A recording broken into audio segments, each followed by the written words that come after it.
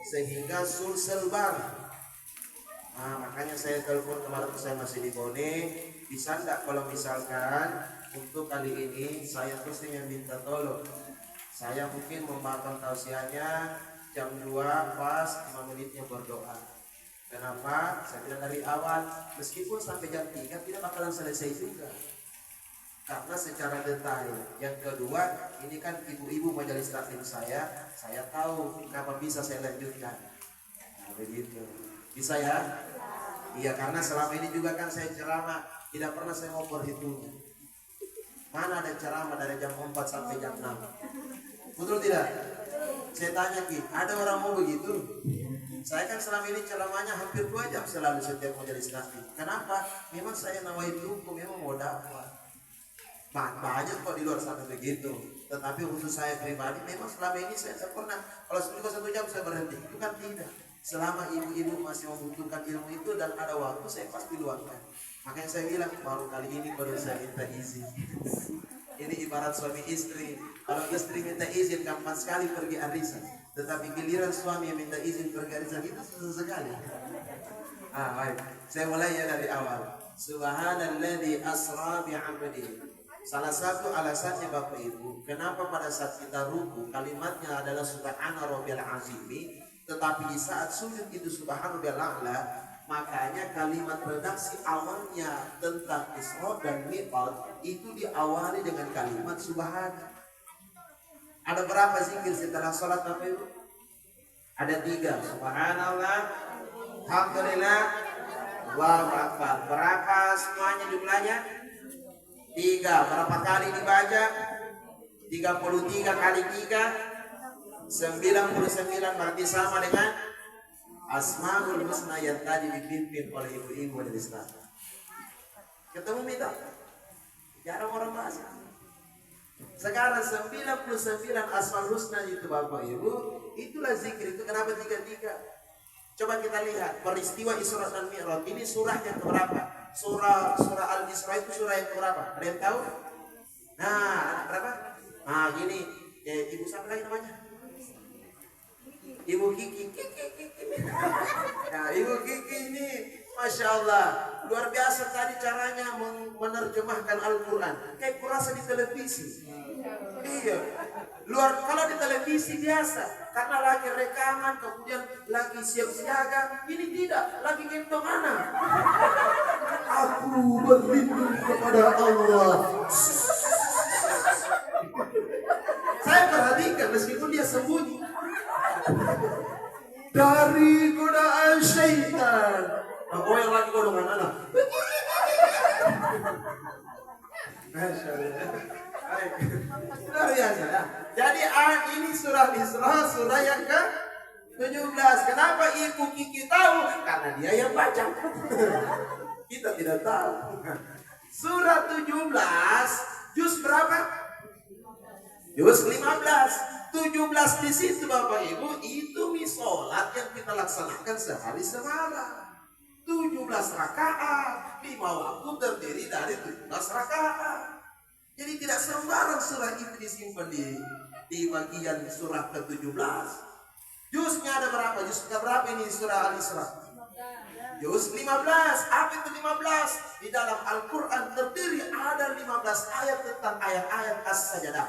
Ayat-ayat tentang sujud di hadapan Allah Subhanahu wa taala. Kenapa? Orang yang salat di hadapan Allah sama dengan menghambakan dirinya pada Allah Subhanahu wa taala. Kurang lebih kalau ketemu Ki Palura tabing karena kita kan tunduk.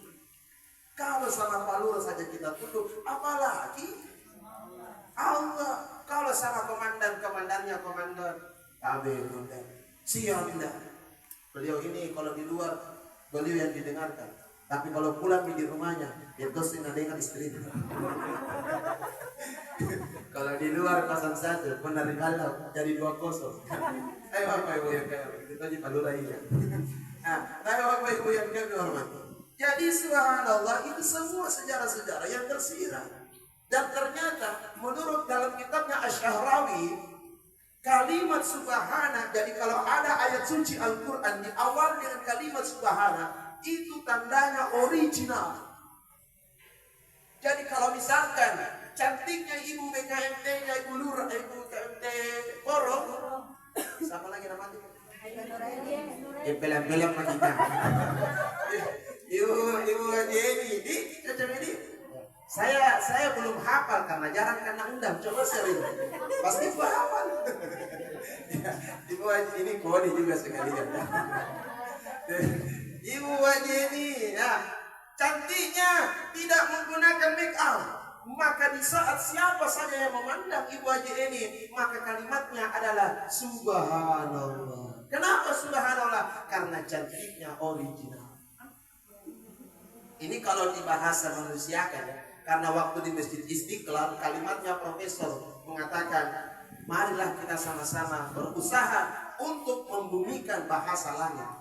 Ini kan bahasa langit ini Bapak Ibu tentang Isra Mi'raj. Bagaimana caranya dibumikan ini bahasa langit, supaya semua orang yang tadinya sudah yakin bertambah keyakinannya. Yakin ada 4 tingkatannya: ilmu yakin, ainul yakin, hakul yakin. Kalau Nabi Muhammad SAW kamalul yakin. Kenapa kamalul yakin? Sempurna keyakinannya karena dari ini berjumpa Allah Subhanahu wa taala. Itu bedanya. Jadi subhanallah itu bermakna apa? Original. Jadi kalau ada ibu-ibu cantiknya karena menggunakan make up, baik itu beda pipa untuk papi, nomor 1, nomor 2, nomor 3, nomor 4. Rata-rata nomor 4 ini tidak terlalu teranjang, bagus. Karena ada orang biasa datang di dasarnya hitam, motor pakai nomor 1. Tidak ditahu mana aspal, mana jalan. Ayo Bapak Ibu ya. Itu kalau ada orang cantik, ternyata dia menggunakan make up dan cantik kelihatan, maka turun 1 derajatnya. Bukan lagi kalimat subhanallah, tetapi apa? Masya. Kenapa Masya Allah? Karena ada campur tangannya manusia. Tetapi kalau pas-pasan wajahnya, apa ucapannya? Mengapa astagfirullah? Tetap kalau dia alhamdulillah. Allah yang karim. Cantik dan gagah bukan karena caranya orang memandang, tetapi cantik dan gagah tergantung apakah dia masih jomblo atau tidak. Betul tidak? Jadi kalau kita sudah menikah, berarti gagah lagi, cantik lagi, selesai perkara. Makanya jangan be over make up-nya. Alhamdulillah dandanannya ibu hari ini Masya Allah bercahaya semua. Iya karena pas di bawah matahari. Baik Bapak Ibu, itu subhanallah kurang lebih. Sekarang saya jelaskan sedikit. Apa makna kalimat azim? Azim itu artinya besar Bapak Ibu. Kalau a'la tinggi.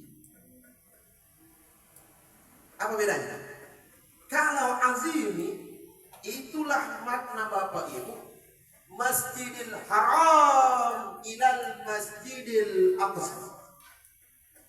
Kenapa Nabi Muhammad SAW tidak mi'raj dari Masjidil Haram? Kenapa transit dulu di Masjidil Aqsa?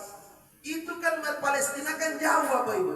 Kenapa tidak mi'raj saja dari Masjidil Haram? Kenapa nanti di Masjidil Aqsa baru Rasulullah SAW dia bermi'raj? Ternyata Bapak Ibu itulah salah satu makna kandungan di saat kita rukuk di hadapan Allah, perbaiki. Inilah pesannya Pak Lurah tadi.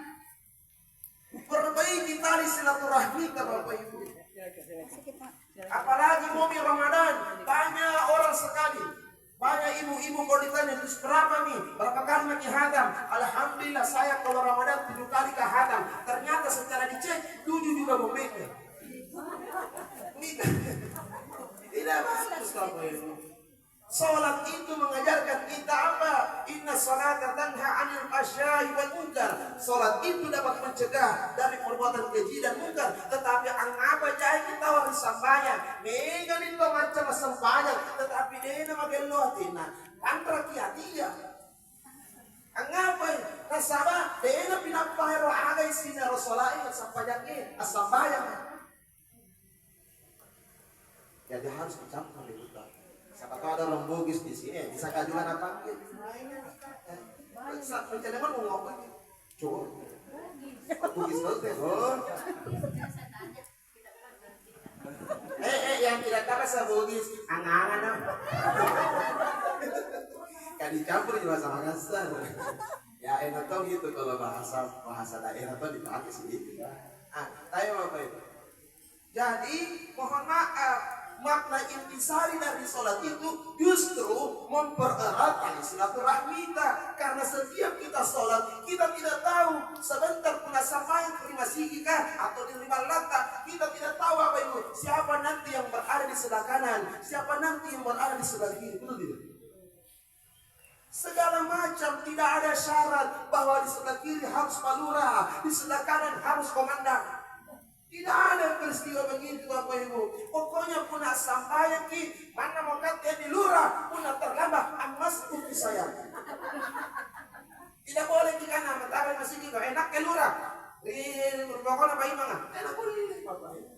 Punah lebar di kamar, kalau terlambat gitu, betul atau tidak? Saya diajar dulu ini sama Pak Lurah, dia punya tuh ini bukan. Oh di sini nih kurunda saya. Nah ini sendiri aja. Masalahnya dia jaga tas. Allah, ya. Jadi begitu Bapak Ibu. Ini hati yang perlu diperbaiki. Makanya imam itu dianjurkan balik belakang dulu. Jangan langsung sholat, jangan langsung takbir, jangan langsung adiyah yang ngapain. Perlu jadi cilingasin ke jamaah iya. Itamahadir wa jamaah. Menangkau nah sama ikatnya aneh pemimpin. Udah pemimpin sering-sering lihat belakang. Meskipun kita yang tanda tangan, lihat-lihat dulu keadaan. Seperti tadi sambutannya Pak Lurah. Alhamdulillah, peping semua nih. Kenapa peping semua? Karena dia sebelum tanda tangan, nah dia minta dulu tahu yang mana harus dipeping. Kan begitu Bapak Ibu. Itu nih sholat, pemimpin, imam. Makanya beliau ini Pak Lurah sekaligus imam kelurahan. Dulu tidak imam kelurahan di sini. Tapi rahasia pribadi. Tidak sampai di raja. Saya setuju. Kan enggak kalau diartikan toh imam kan pemimpin. Oke. Sekarang Bapak Ibu, apa maknanya di saat imam mengatakan istaqimu wa'tadilu sufufakum? Iya. Apa artinya itu? Luruskan dan rapatkan saf. Kalau kita hanya memahami luruskan dan rapatkan saf apa itu, inilah salah satu faktor kenapa banyak orang berkelahi padahal dia sudah sholat Bapak Ibu. Ini bisa disampaikan untuk sambutannya Pak Lurah, sambutannya Ibu Ketua BKMT Goro, kemudian Ibu-Ibu Ketua Majelis Taklim yang lainnya. Kalau kita berikan sambutan, ini nih bahasa yang kita pakai. Kenapa Pak Imam di saat dia sholat, dia balik belakang dulu, itulah pemimpin. Yang kedua, apa maknanya dalam sholat? Dengan melihat seperti itu, kita bisa mampu mengatur mana yang perlu diperbaiki, yang mana perlu dirapatkan. Betul tidak? Di saat kita sholat, kita tidak, kalau kita balik belakang, maka tidak akan yang namanya ada kesombongan dalam diri. Saya jadi pemimpin karena ada yang memilih, kan begitu? Tidak mungkin saya jadi pemimpin kalau saya tidak ada yang memilih. Maka jangan karena sudah jadi pemimpin sehingga tidak mau balik belakang. Orang pemimpin yang selalu balik belakang itu artinya pemimpin yang betul bijaksana. Sholat ini sholat. Kemudian apa makna? Luruskan dan rapatkan saf. Kalau kita hanya memahami hanya saf saja diluruskan dan dirapatkan, ini dikasih berkelahi orang. Apa itu Bapak Ibu? Makna diluruskan dan dirapatkan di situ adalah ini hati yang perlu diluruskan, yang perlu dirapatkan. Karena kadang ini hati tidak bisa bayang masalah memang. Contoh masalah memang ini. Contoh. Senior mau ditemani. Sama menjadi contoh. Ini dua orang ini Bu, jadi saya hanya praktikan. Ayo. Cepat supaya ya jangan saya sama kita berdua. Nah, baik Bapak Ibu, ini masjid ya. Saya cukup satu contoh ini supaya kita paham sama-sama. Tapi Bapak Ibu, ada orang yang memahami lurus dan rapatkan saat di situ berarti harus rapat antara kaki dan bahu, betul tidak? Betul tidak? Ada juga yang memahami, jangan terlalu, enggak sih. Betul tidak? Dua memang pemahaman yang berbeda. Sebelum sholat ini, belum di sholat. Sekarang, ibu sini ke saya. Ya, mundur dikit. Itu kurasa tukang parkir. Nah, perhatikan baik-baik. Dari mana bicara ini? Aduh, ini tidak bisa dipindah dulu kan? Nah, perhatikan baik-baik. Ini ibu memahami kalau imam mengatakan luruskan dan rapatkan, maka ibu langsung luruskan bergeser. Langsung bergeser rapat. Tidak kita. Nah, lain disuruh itu yang bikin. Minta tolong. Saya bilang luruskan dan rapatkan, saya langsung ibu luruskan. Nah, ibu pemahamannya tidak perlu terlalu rapat, maka kita bergeser. Paham? Belum. Tapi sudah paham instruksinya. Nah, di sini supaya luas-luas. Kan ada anak-anak kawan. Sini. Ya, oke. Ini kan begini modelnya. Orang sholat ini, saya imam. Sawu istaqimu atadilu, luruskan dan rapatkan saf. Langsung bergeser, tidak mampu kita. Bergeser lagi. Betul tidak? Begini di masjid itu. Dulu mau saya jelaskan. Atau kita jelaskan. Ini contoh kecil Bapak Ibu. Hanya gara-gara persoalan memahami bahwa luruskan dan rapatkan dan tidak salah semua caranya orang memahami. Makanya makna yang tersirat itu yang diluruskan dirapatkan itu adalah aneh hati ya bagi yang memahami wajib hukumnya bahu dan kaki itu rapat, maka cukup satu kali mati bergeser. Kalau dia tetap menghindar, sudah lepas tanggung jawab sebagai itu pemahaman tak. Jangan ditambah terus.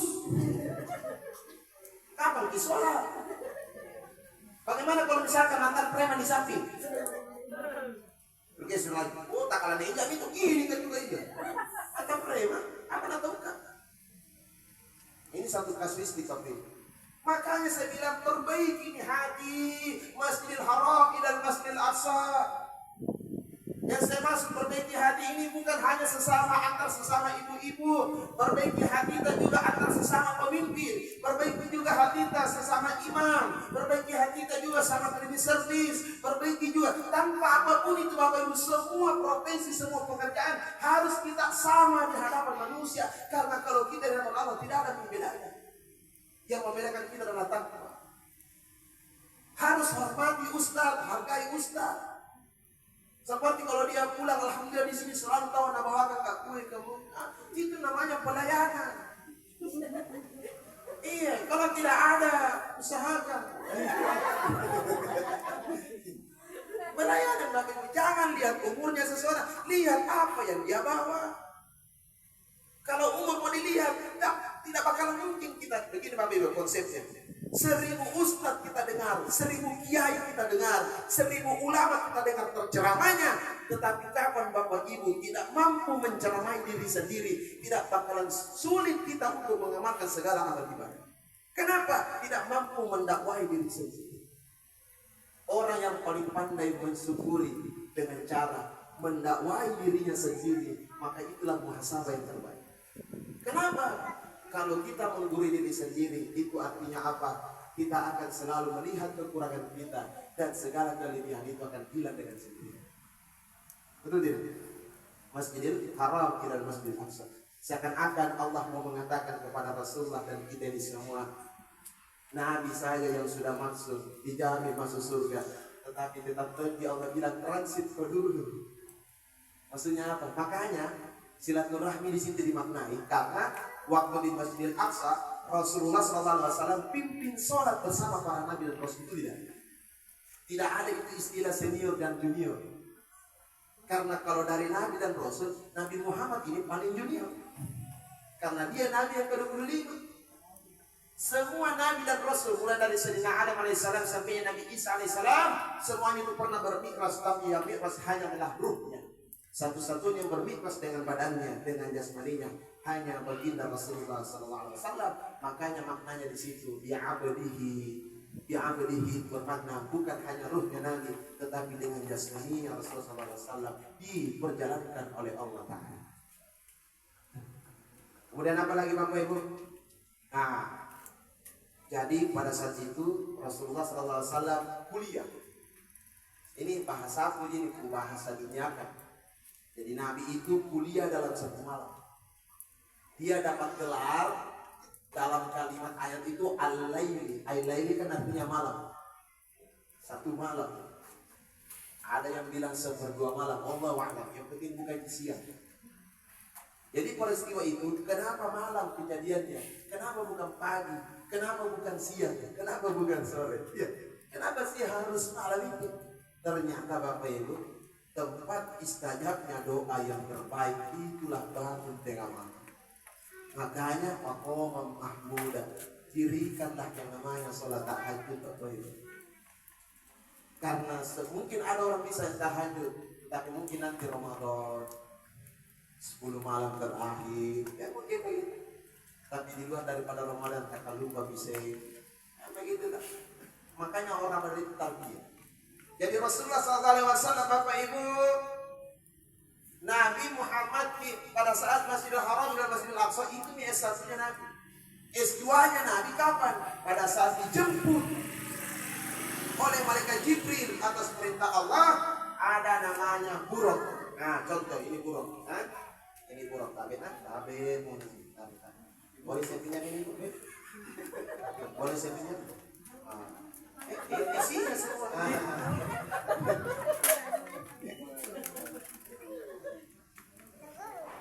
Tayo kapil. Oh alarm ko itu. Iya boleh. Nah, terima kasih. Jarang-jarang itu nak perlu rematikan. Kapan lagi tuh? Tayo kapil bu. Apa namanya ini? Muhammad Rasulullah buruk. Nama gue.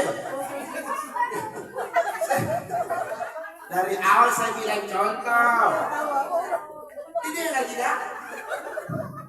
Contoh ini buruk.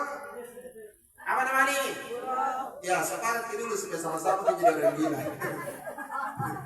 Ayo ini buruk. Ini pembahasan saya terakhir. Karena gue ini alam.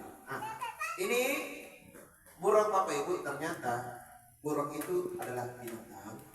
Namanya buruk dari kata barkun. Barkun itu artinya kilat.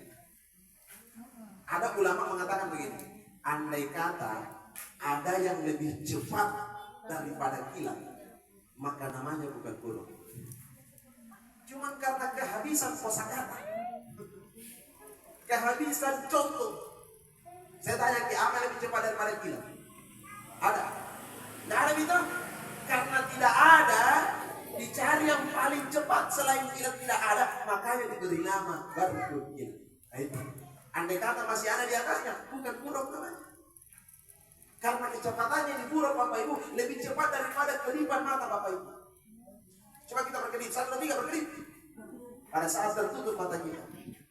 Kalau masih terbuka, masih panjang umur. Di saat mata kita tertutup, kendaraan Rasulullah sudah sampai pada tujuan. Bahkan lebih cepat daripada kita. Cuma kan tidak ditahu apa lebih cepat daripada kita. Ini buruk, banyak itu buruk. Tetapi ada satu buruk, dia berada di ujung begini Bapak Ibu sendiri ya. Saya sengaja jadikan contoh ini supaya kita tahu apa isinya bosan. Nah ya Bapak Ibu ya, ini buruk semua di taman surga. Tapi ada satu buruk itu Bapak Ibu, dia berada di ujung. Apa yang dia kerja? Dia ini galau, sedih, menangis.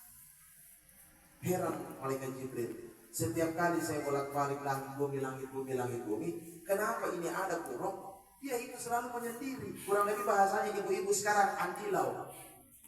Apa itu antilau? Antara dilema dan galau. Banyak orang antilau. Ini buruk ini dia antilau. Maka tiba masanya 27 rajab.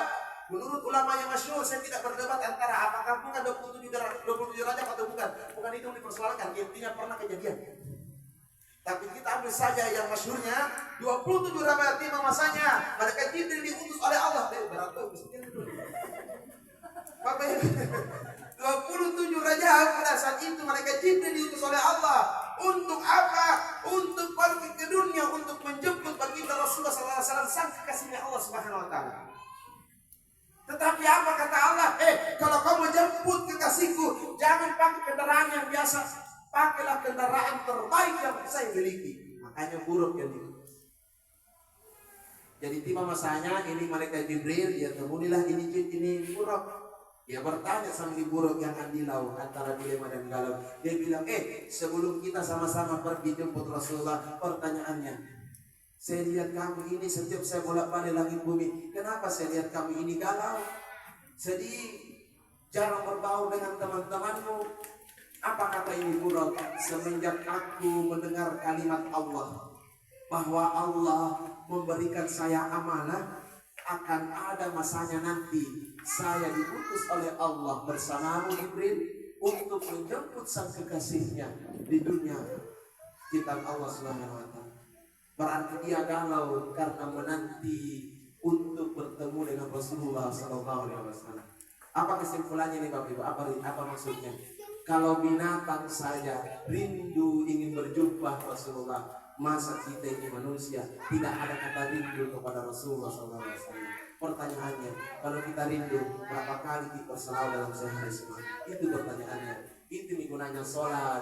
Kenapa kita sholatnya itu 17 rakaat? Dalam sholat itu ada salawat. Karena sudah jelas, pasti kita di kadang khilaf, tidak pernah bersalawat kepada Nabi. Tetapi kita semua dapat syafaat Rasulullah. Tetapi kalau kita sholat, ingin dibaca salawat itu. Subhanallah. Nah, bagaimana yang berikutnya? Pada saat itu dijemputlah baginda Rasulullah SAW. Sekarang saya tanya, kurang lebih Bapak Ibu, kalau misalkan itu buruk, kira-kira kalau sekarang ini apa perumpamannya? Pintar. Apa Ibu? Banyak-banyak anak kita ini. Saya kasih dulu hadiahnya. Mana nih? Oh di tas? Gimana? Nanti lah. Ada jadi gaya-gaya. Masyaallah. Pada jemaah. Lah, biasanya ada di kantor dolar. Iya. Saya lebih banyak dolar kupakai, Bu. Karena saya dosen UIN. Mulai lagi capil. Sekarang ini. Ustaz Nawori kan. Tanya Bapak Ibu. Jadi pada saat itu Bapak Ibu, karena sudah ada Mas, nanti Mas yang lanjutin ya. Ada yang meyanunya, ada deh. Aja. Tanya Bapak Ibu. Jadi pada saat itu 3 menit lagi saya mau. Bapak Ibu yang kami hormati, pada saat itu kan begini. Ini pesawat ini pesawat tuh. Pesawat ini. Ini malaikat Jibril, minta tolong air minum tadi. Itu. Satu lagi. Air minum teh baju. Boleh. Enggak minum, contoh lah kalau kata bilang, motor aja guys.